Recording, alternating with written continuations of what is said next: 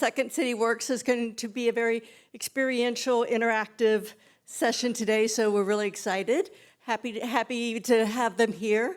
So without further ado, please give them a Talent Connect welcome to Becca Barish and Meagan O'Brien.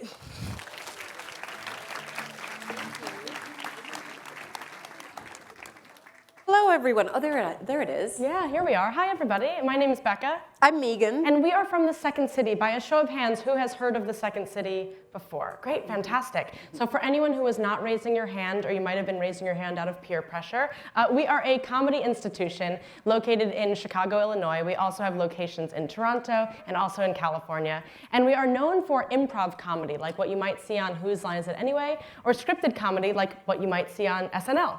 If you're not familiar with Second City by name, you might know some of our alumni, people like Amy Poehler, Tina Fey, Rachel Dratch, Keegan-Michael Key, Steve Colbert, Steve Carell, going back in time to people like Bill Murray, Dan Aykroyd, Gilda Radner, going back even further to people like Alan Alda, Alan Arkin, Joan Rivers, all people that were part of the Second City. Unfortunately, none of them could be here with us today. I apologize, you're stuck with the two of us, but some of them are dead. But anyway. We have many students that go through our classes every year, and what we noticed is that a lot of the people that were taking classes at Second City, they were not taking classes because they wanted to be famous or they wanted to be on television or anything like that. They were normal people, people like you, people in the working world who saw that a lot of the skills that they picked up on in the improv class really worked very well with what they needed to do in their job. So for example, when you think about improv, let's just shout out, what sorts of words come to mind as far as what it is or what you need to do to be successful? Funny. The first time I ever did one of these, the first person went, not funny. I'm like, great, cool. So funny, hopefully. What else? Thinking on your feet. Spontaneous, I heard? Spontaneous. Make the other person successful, awesome, great. Yes, and, cool. Yeah, a lot of those things as far as thinking on your feet, being spontaneous, looking out for other people, does that sound familiar to the sort of work that you do? Hopefully, like, not yet, but at the end of this workshop, yes. And so because of that, Second City Works was formed, and we travel around the country, sometimes around the world, thinking and showing about how what we do in improvisation really relates to the work that you do. Today, we'll be talking about how to increase engagement with our new hires. It's one thing to think about what it's like to bring somebody into the fold, then what? A lot of times we have to then think about, okay, how are we going to continue to engage with these individuals, make them feel welcome, collaborate, and do that in a successful way. And we're going to be doing that with you in a very collaborative way. Great. So this is very experiential. You're going to be doing the exercises. We'll talk briefly after them, but this is all about you. So we need to warm up. We always warm up before we take the stage. So I'm going to ask everyone to stand up. And as you do, think about a time you might have been at a sporting event and you might have seen this phenomenon happen where this energy was passed around the stadium, and it's called the wave. Guess what? We're going to do the wave to warm up. The wave is two parts. The wave is your arms over your head, and then that woo that wants to come out when we do that. So let's all do it together on the count of 3. 1, 2, 3. Woo! Nice. So let's annoy the other rooms around us and be as loud as we can. I'm going to start down here in the corner. Yeah, you're ready. I love it. We're just going to send it across and back. So here we go. 1, 2, 3. Woo! Nice. Nice. Bouncing back. Here we come. Here we come. We're still going. This is still happening. Great. Super slow-mo. This is zombie round. Woo! Come on. This is happening, people. Do it. There we go. There we go. Oh, so scary. Super fast. As fast as you can go. Nice. Give yourselves a round of applause. Go ahead and sit. Knowing that for the next 40 minutes and 15 seconds, you're going to be improvising, does that make anyone a little nervous? Yes. Oh, that was a resounding yes. Great. A few things to keep in mind, some rules of improv that we're going to employ over the next 40 minutes. The first is that everything you say and do in the world of improv is right. There are no wrong answers, no wrong experiences. So with that in mind, trust your gut and say and do the first thing that comes to mind, keeping in mind we're in a corporate space. The third rule is we're going to reserve judgment of ourselves and others throughout the course of this. And which of those is more difficult, reserving judgment of yourself or others? Typically, it's self. And this whole exercise, and I think you brought it up a minute ago, this whole focus of this session is about how can we think about others? How can we think about retention, engagement? And that's ultimately at the core of what improvisation is, focusing on our scene partners, on the others, to get the best out of them.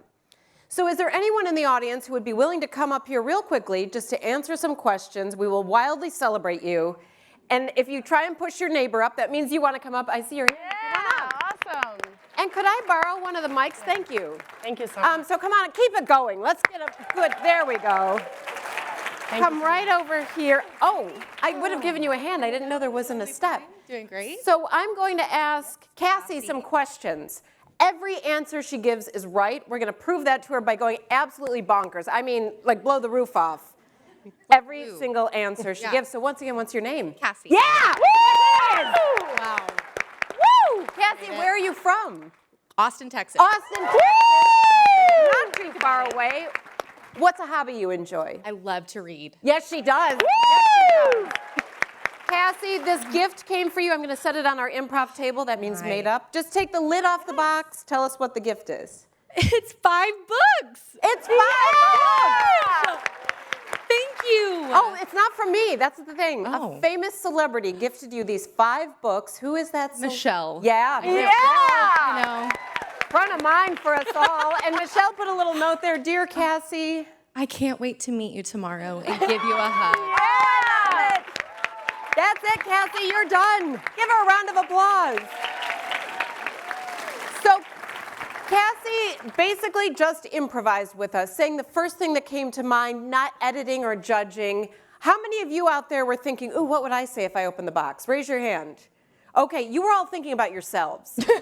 And Cassie's up here literally in the spotlight, and we're still thinking, what would I do? What would I say? So it just goes to show that that is our natural state, to be self-focused, and it's not always a bad thing, but we're going to highlight, especially as we think about retention and engagement, how we need to get out of our own way, out of our own head in order to be of service to those around us. Yeah, and I think sometimes we might even be thinking to ourselves, there's so many people clapping, if I don't clap, it's not that big of a deal. And how can we think about, wait, it's actually really important for me to engage in this so that I can support this person that put themselves on the spot.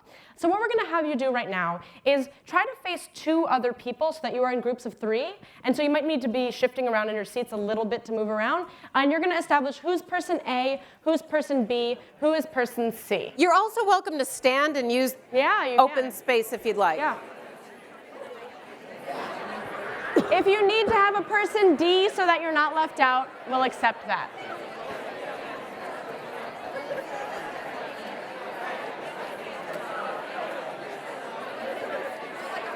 All right. So has everybody established who's A, B, and C, and D if need be? Okay, great. Fantastic. Also, just check in with yourselves. If you were the person that was like, A, B, C, got it, we're done, right? Or the other person was like, what do you think? You know, we all have different styles, but this is going to be a way for us to check in with ourselves, to know what our tendencies are in those moments. So, person A, raise your hand. Person A. Great, fantastic. We are having such an incredible time today that a year from today, we are going to be planning a reunion party. For this party, we have unlimited budget. Ooh. We are not bound by the laws of science, reason, space-time continuum. Anything goes for this party. Person A, you're gonna throw out an idea, maybe just like a sentence or 2 about this party. Person B, you are gonna respond to person A's idea, and you're gonna say no because, and then fill in the blank. Person C, you will also respond to person A's idea and give another reason, no because, and then fill in the blank. It'll go back to person A. Person A, you can think of a new idea, you can keep pushing the same idea, it doesn't matter, but we're gonna have you go maybe for about a minute or so where it'll be idea, no because, idea, no because, around just like that, okay? And begin. It's so crazy, we're already 10 minutes in. No. Well,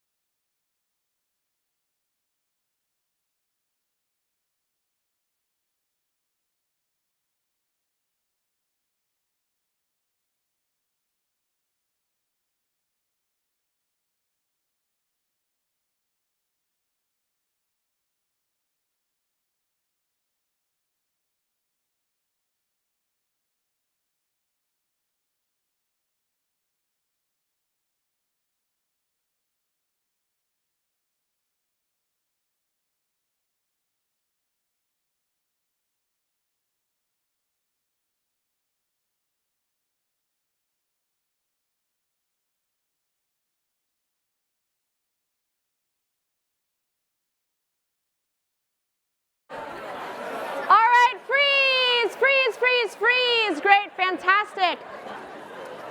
Person A. Oh, don't go anywhere. No, There's more. we're There's still going. more. We're still going. Person A, you can take some time to reflect on what that experience was like, but for right now, person B, raise your hand. Person B in every group. Great, fantastic. Person B, we're having such a great time today. We're going to plan a reunion party a year from today. Unlimited budget, not bound by the laws of science, reason, space, time, continuum, all that jazz, okay? Person B, you're going to throw out an idea, a sentence or two. Person C, you're going to respond by saying yes, but, and then fill in the blank. Person A, you'll also respond to person B by saying yes, but, fill in the blank, back to person B. So idea, yes, but, idea, yes, but, idea. And begin.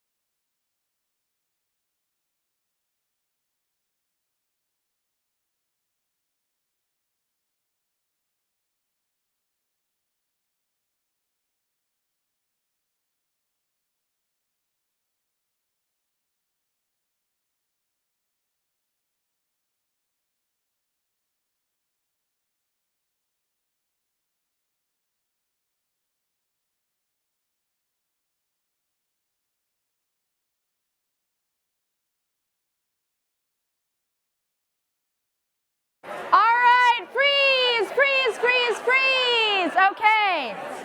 Person C, raise your hand. Person C. We are having such a great time today that a year from today we're going to have a reunion party. What? Yeah. That's amazing. Let me tell you a little bit about it. Okay. Unlimited budget. Wow. Not bound by laws of science, reason, space, time, continuum, good taste. Anything that you want for this party goes, okay? Person C, you're going to throw out an idea. Person A, you are going to respond by saying yes and then you're going to add something. Person B, you're going to respond by saying yes and then you're going to add something. Back to person C, and if you want to start saying yes and adding something too, that works as well. When you're adding something, you're not adding a question, you're adding a statement. Okay, you're adding something to the idea. Okay, and begin.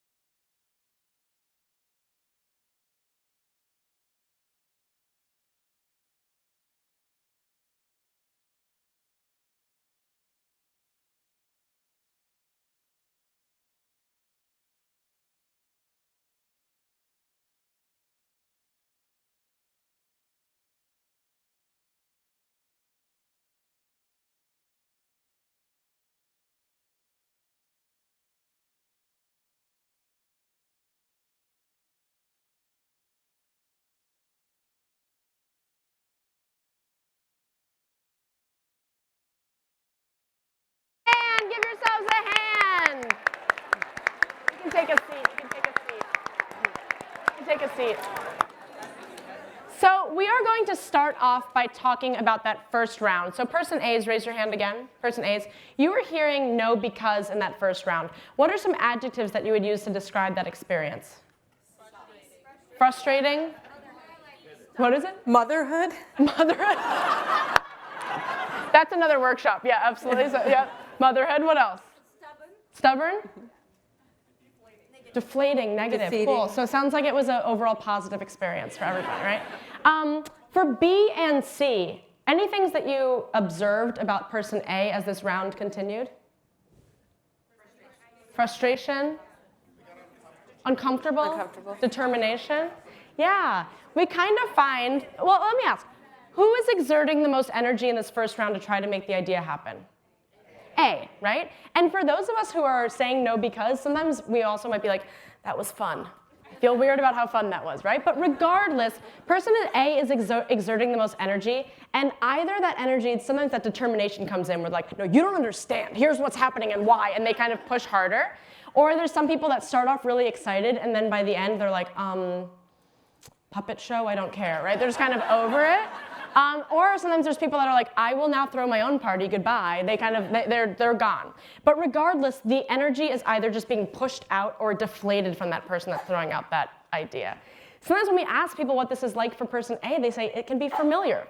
And I think this is one of the aspects of collaboration that can get difficult, because it is a lot easier to sometimes poke holes in different ideas than to think about why certain things might work. We might come back to this, but let's go to person B. Person B, raise your hand. What are some adjectives you would use to describe that experience of hearing yes, but? Frustrating. Annoyance. Stumped. Forced. Disappointing, great. So for those who were hearing yes, but, between feeling like the people were trying to make your idea happen or not trying to make your idea happen, who felt like they were trying to make your idea happen? Cool, that's okay. Own it, that's great. Who felt like they were not trying to make your idea happen? Who doesn't believe in voting? Like 40% of you, okay, great. For those of you who were saying yes, but, who was trying to make the idea happen? Cool, and who was not trying to make the idea happen? Who wasn't sure? Sometimes that happens too, yeah. The thing about yes, but is it can be kind of confusing because it's either a very ugly yes or a pretty no.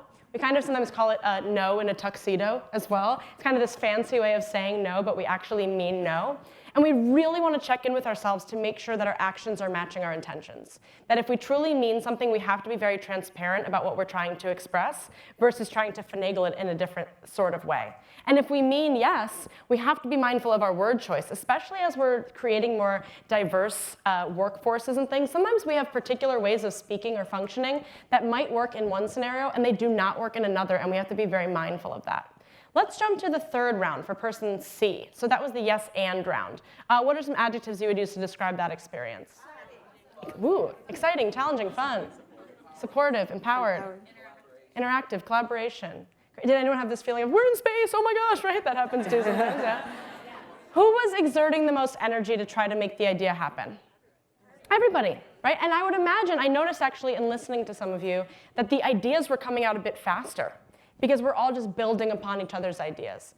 Yes and is the foundation of what improv is based on. It's this idea in improv of accepting and building on someone's idea. So for example, if I walk into a scene and I say, today's the first day of school, if someone says, yes, and I'm your teacher, right? They're adding to the idea. If I say today's the first day of school and someone's like, no, we're in space, you're a pickle, like that doesn't help me create anything at all. It might be, thank you so much. Yeah, it was one of my best scenes I've ever done because actually pickle is my wheelhouse. But yeah, so in those moments, you're just accepting and building. For the purpose of what we're talking about with you, we're talking about openness to other people's ideas. Sometimes there can be that feeling of someone new comes in and they're doing something different than the way that we've done it before, and we sort of fall into that default of like, nope, that's different, that's wrong, and we might push against it. Or there can be this feeling of, you need to earn being here for a certain amount of time before these things can be stated. Whereas if we have that yes and philosophy, which is, maybe I'm going to walk into in a conversation with the intention of being swayed. And I might not at the end, but at least I'm open to it. Has anyone ever had a conversation with someone where you know that the answer has to be no prior to having the conversation with the person, but you have that conversation? Yeah. So what's going through our mind while the person's sharing their point of view?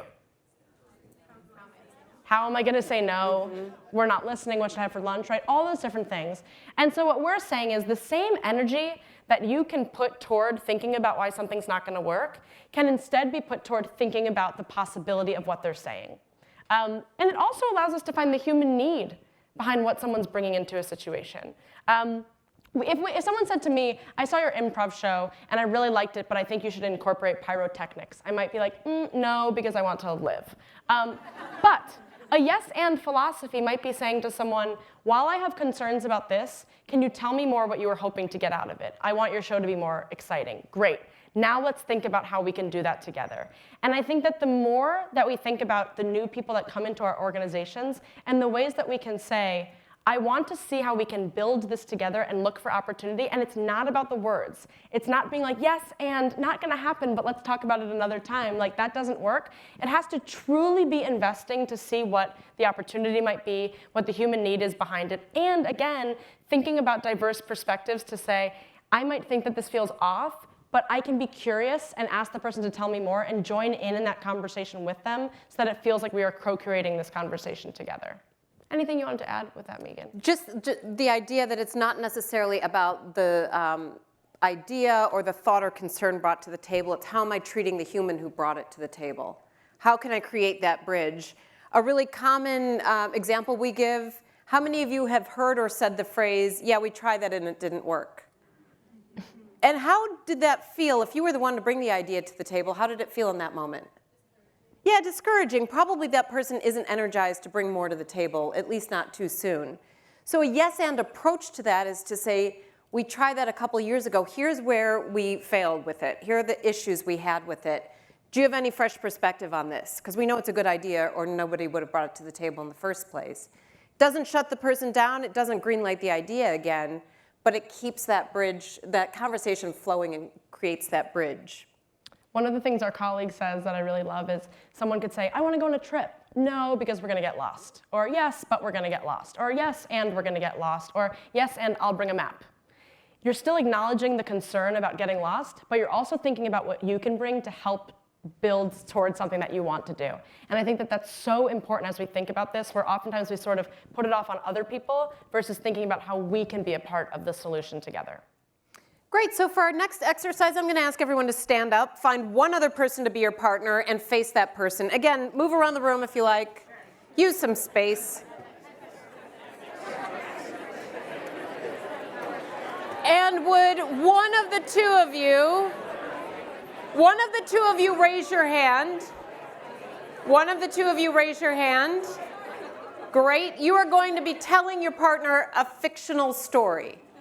So the person who raised his or her hand will be telling a fictional story. We'll demonstrate this in a minute. At any moment, the other person, who I'm going to call the director, can clap his or her hands at any given moment. The person speaking has to take back what they just said and replace it with something new and continue the story in that direction. As director, it's up to you to clap as little as you want or as often as you want. Haha, I'm sensing some power just kind of. So we'll do a quick demonstration. So Becca, once upon a time, there was a little girl who got a pony for her birthday. Take that back. Who got a pickle for her birthday. And she was so excited because she was like, I just love pickles. Take that back. She was so disappointed because she had wanted that pony. Take that back. She was ambivalent because she wasn't someone who liked gifts. She wasn't a consumer in that sense. What she wanted was to help the poor of the world. Take that back. What she wanted was to raise kittens and genetically modify them to always stay small kittens and never turn into awful cats, because cats are awful. Okay, you get the idea. I'm a dog person. Thank you, thank you. A couple dog lovers out there, thank you. All right, so go ahead, start your story. Director, clap when you like. Begin. Do you want them to flip-flop or for the interest of time?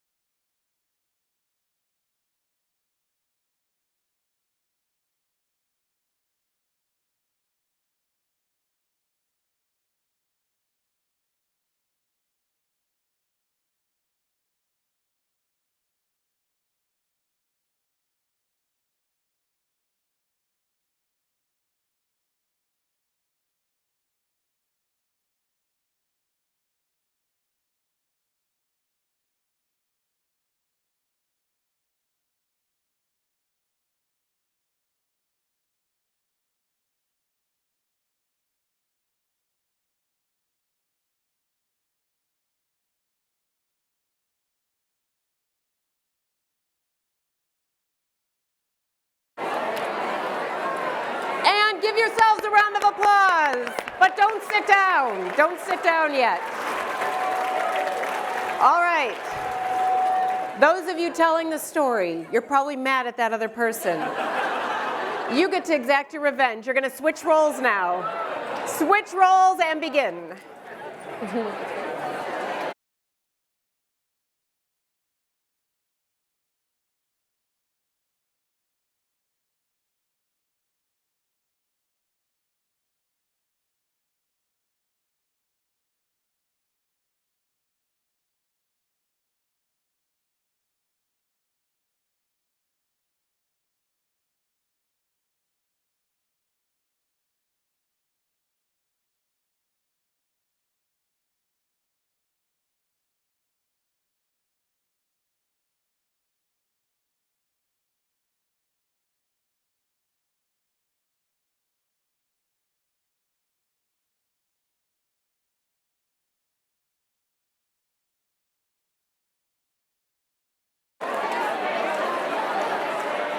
Give yourselves a round of applause. And go ahead and take a seat. All right, feel free to sit down. So let's talk about that. How many of you, by show of hands, preferred the role of the director? Okay, so talk to me about why. Shout out some reasons. Why did you like being the director? Oh, control. Oh, control. What else? You didn't have to come up with new ideas, throw new ideas Heard a out great there? story. Heard a great story. I love it. Great. Okay, so you can help build on where she's going. Yeah. Able to change his direction. Yeah. Like, I don't like that one. Try something new. For those of you who preferred telling the story, what did you like about that? Great. Creativity, challenging. Yeah, on the spot, extemporaneous. What were you saying? Oh, sorry, quick to pivot. Great. Yeah, it really puts us in that position of pivoting quickly. How many of you had that moment when you were telling the story of, oh, why'd you clap there? I liked where I was going. And then the opposite happens sometimes of, seriously, you're letting me go with this? So Becca clapped fairly frequently during my story. How many of you as directors did pretty rapid clapping? Great. How many of you felt like you kind of let it go for a little while? A handful. Great. All right, so almost 50-50. So it's interesting because this kind of speaks to that, and this is a manufactured exercise, but it speaks to some of those tendencies that come to the surface where, oh, we want to see something new. Oh, we don't like where this conversation or this meeting is going. Oh, I want to change this situation. Instead of being able to calm some of that and accept what's happening in the moment. So that's from the directing side. How often am I able to hear that story, to hear that message, that idea, as opposed to wanting to jump in and yes, but, or no, or stop, or question parts of it before I really hear the whole message. From the other side, it's about how are we crafting our stories? How are we telling our messages, sharing our messages? Are we able to adapt in the moment? Because one thing we need to do as improvisers is adapt in the moment on the fly. Trust me, when we come up on stage, while we might have an idea of where we want things to go, there is no control that we have up here whatsoever. We have to be so in the moment, so ready to just go with what's happening. And those skills really work in the business space in terms of how can we be able to go with the flow in order to create engagement. And I would love to hear from you, how does this idea of pivoting, of being able to adjust in the moment, apply to engagement, to employee engagement? Yeah. So it continues encouragement. Great. What else do you see being a practical application? It gives people a voice. So I feel, and Becca was talking about new hires, allowing them to have a voice. What else? Acceptance of fresh perspectives. Great, so acceptance of fresh perspectives. This is kind of pulling the last exercise in as well. How open are we to hearing fresh perspectives? And we might have the story that we've always told as far as our organization goes, and now we might be telling new stories because as we bring in new people, the story is going to constantly be changing, and that openness to it can be a really great thing. Actually solving business problems, I love it.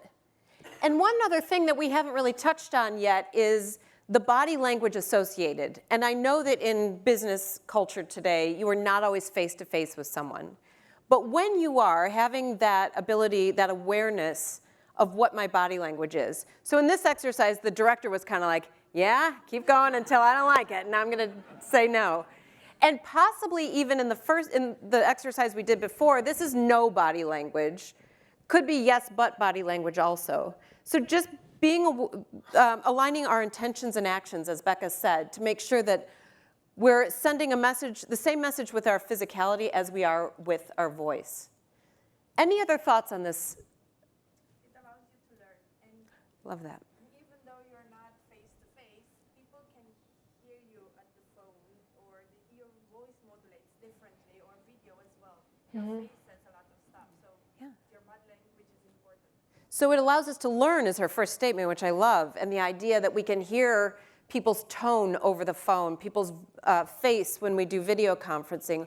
All of that is so important.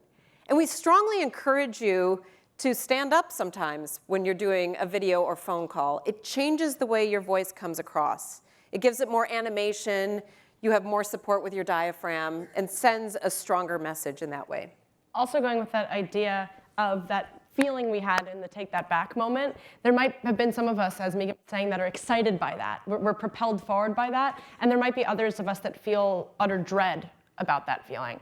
And the more empathy we have toward other people's experiences, and the more empathy we have toward thinking, someone else's feeling toward this might be different than mine, so how can I, if I'm the person that might need to redirect sometimes, or if I might need to be in that moment to say, we have to try this different thing, based on how we know that that person responds to those different situations, the better able we will be to still support them while also maintaining what we need to do for the sake of whatever we need to accomplish in that moment. And the better we know our employees, the more we can get a sense of that, and the more we might be able to pick up on some things that might otherwise be unseen because we don't even know that they're responding in that particular way because they are uncomfortable, or they don't feel safe, or they don't feel heard, or any of those sorts of things. Let's have you so we're gonna do it, let's have you get into a circle, and you'll be in a big circle, I'm just kidding, in groups of minimum of 4. So if there's more than 4, that's fine, but let's have there be at least 4, so you can turn to people around you, and then we'll explain what we're gonna do next. Yeah, feel free to stand if that's easier.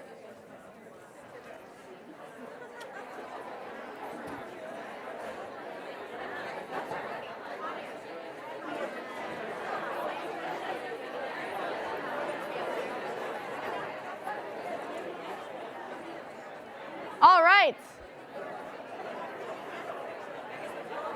So here is what is going to happen right now.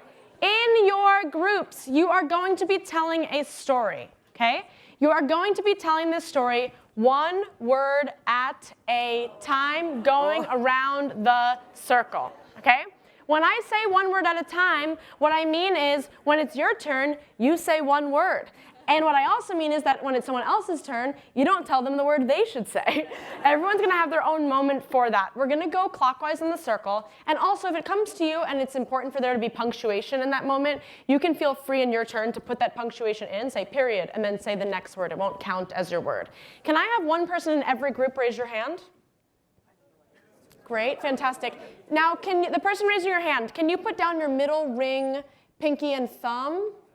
Great, and point to who's gonna go first in the circle. Okay, thank you so much. Great.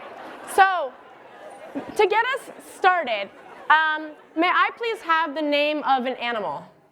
Zebra. A zebra, great. And can I please have an adjective? Jumping. The jumping zebra. To make this easy, the person who's going first, you'll start with once, and it'll go once upon a time, and we'll go around that circle, okay? And begin.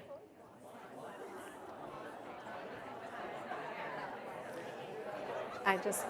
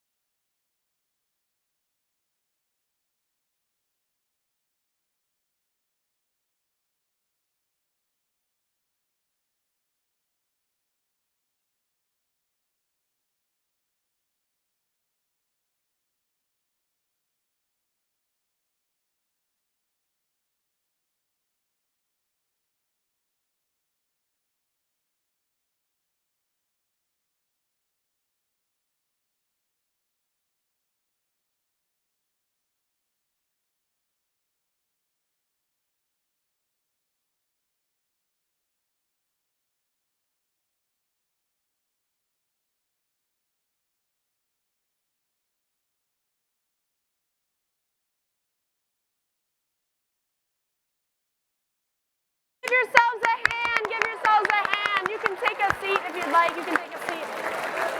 Go ahead, sit down if you like. So Go you ahead can and stay sit down. standing or you can take a seat, whatever you prefer. So what did we need to do in order to be successful in this exercise? Listen, great. And how are we listening in this exercise? Actively, intently. One word at a time. One word at a time. Great, awesome. What else do we have to do to be successful? Recap, try to recap. Yeah. Where are we? Yeah, the team spirit there. Fantastic. Yeah. Yeah. Turn off what you were thinking. Did anyone have this moment where you're like, oh my gosh, I'm going to say cafeteria. It's going to be so funny. And then it comes to you and you're like, and the is, right? That happens sometimes. We have to let go. We had one time in a company where we had the CEO of a company with some of the newer hires in the company. And they were going around the circle, and it was like, the boy went to the baseball game. He decided, and it went to the CEO, and he went, philanthropist. And it had nothing to do with the story, but he had to push the word that he wanted to say, right? So we have to let go of that control. Did anyone have the feeling as it was going around where you were like, ruined it, ruined it, ruined it, fixed it, ruined it, ruined it, ruined it, fixed it, right? We have this idea of how we think that the story is supposed to go. This story was just made up by all of us. We didn't ever hear the words jumping zebra 5 minutes before as we're talking right now, yet the moment we hear it, we're like, I know what happens to that jumping zebra, and I can't wait to tell the rest of my group about it. They'll figure it out, right? We have to realize that if we are collaborating with people, if we are bringing in other people's voices and we are respecting that, we have to let go of that control. I would assume that the stories that you told were probably nothing like the story that you might have anticipated in your head when the moment that this started.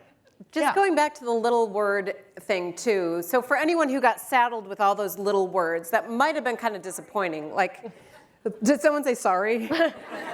Sorry, it kept being. So sometimes that's really disappointing for that person. But what do those little words do for the story as a whole?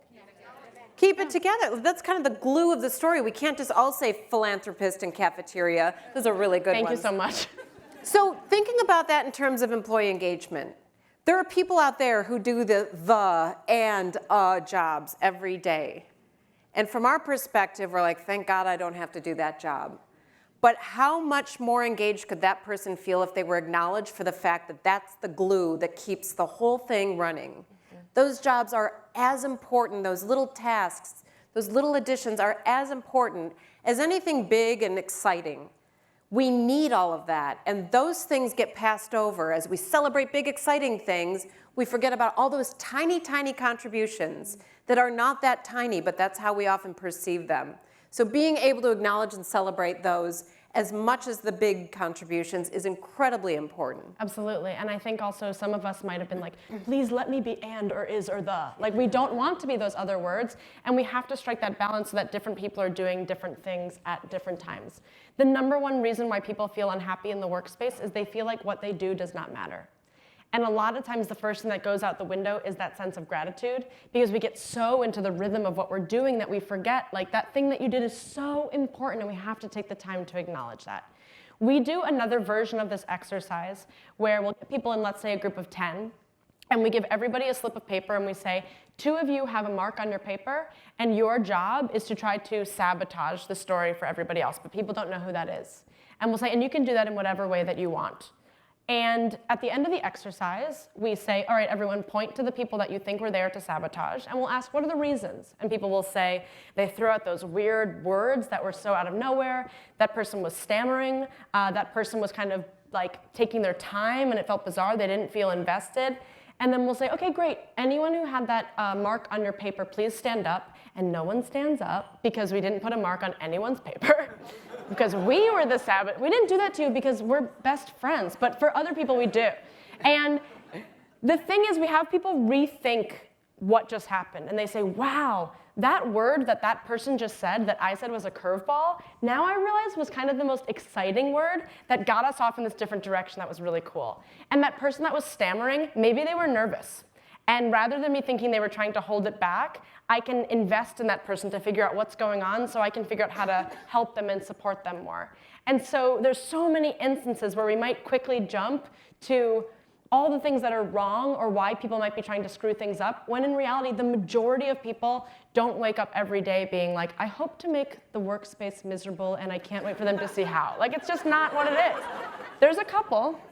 Some of you are like looking at your coworker. But there maybe that exists, but for the most part, we all are just hoping to do a great job, feel valued for the work that we're bringing to the table, and to work to create something really special. Let's give you all an opportunity to pair up with a partner and maybe just talk about one thing that you would like to take from today and bring back to your teams or think about as it comes to employee engagement and satisfaction. So let's give you maybe about a minute or so to do that.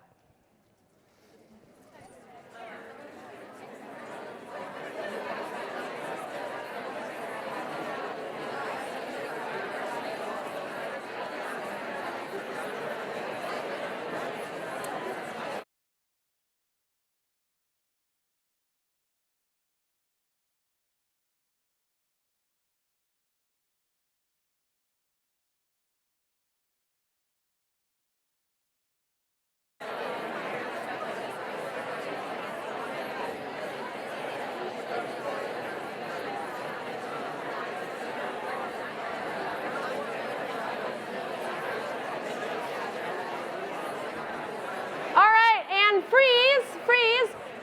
We want to make sure that we have the opportunity to hear a couple. So maybe we'll have maybe 2 or 3 people share out something they're hoping to take back to their workspace. Would anyone like to participate to share? Yeah.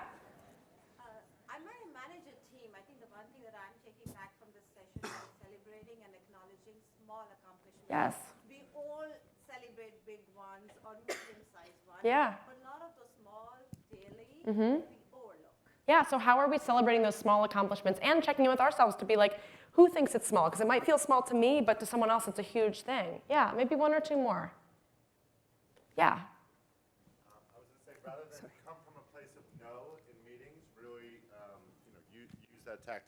Sorry. I usually don't speak to crowds this small. I'm sorry. But rather than come from a place of no, just, really use yes, but, yes, and really encourage people not to just shut down other people's ideas. Sure. Yeah, absolutely. Word choice really matters. There was a hand right back there. Yeah. I really liked what you said about if you're going to collaborate, you have to let go of control. Because I think a lot of times we go into the meetings and we think what the outcome should be, and we want to control that control the conversation, and you have to let go of that to really collaborate. Yeah. Thank you all so much for taking the time to be with us today. We have some, thank you. Wow, thank you.